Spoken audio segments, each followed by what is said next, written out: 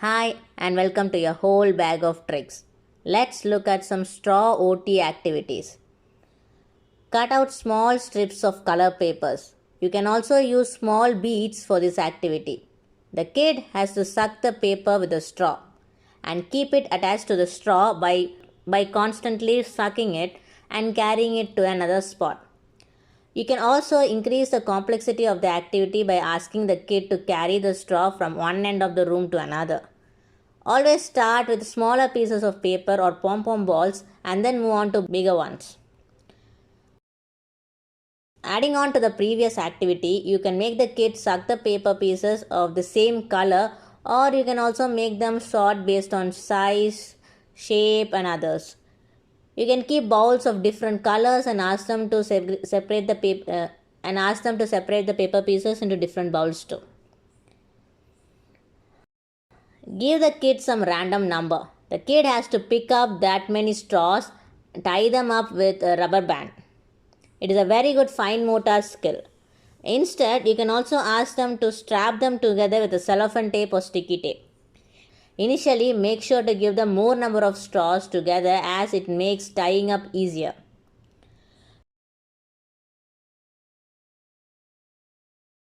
You can also take it to the next level by asking them to join two straws with clay. It is quite similar to cellophane tape, but it's a little harder. Moving on, you can also ask them to make one long stick from one end of the room to another by connecting all the straws with clay.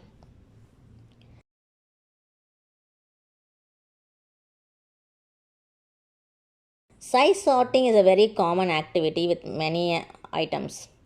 With straws, you can cut them into different sizes, like some are long, some should be short, and so on. Ask them to sort. There is another way of doing this too. Blindfold them and then make them touch each straw to sort them based on the size, like long straws on one side and short straws on the other side.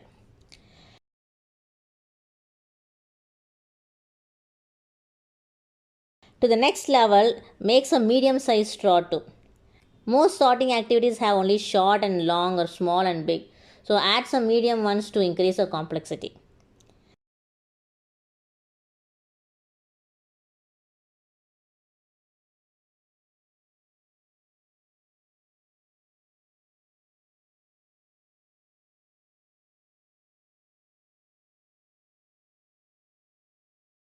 Create simple mazes using straws. Ask a kid to roll a pom pom ball from one end of the maze to another. It is a very good logical activity. It gives a visual view of the maze. Before you ask a kid to try solving mazes in paper, it is a very good pre activity for them. It helps them understand why they cannot cross over the lines and also only choose open paths.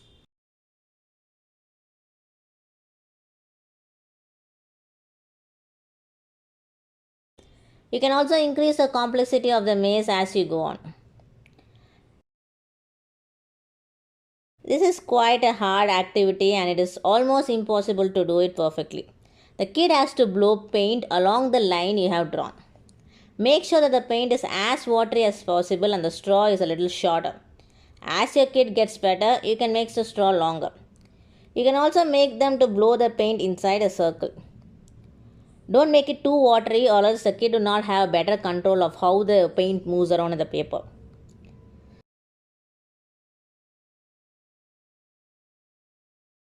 This is another variant of blowing activity wherein the kid has to blow an object towards another. You can even make it as a table football game between two kids. Adding to the sorting activity, you can also make them beat the straws in a specific pattern, like alternating between small and long pieces. Longer straws are harder to string. You can also add colored straws to make them string them in a specific pattern.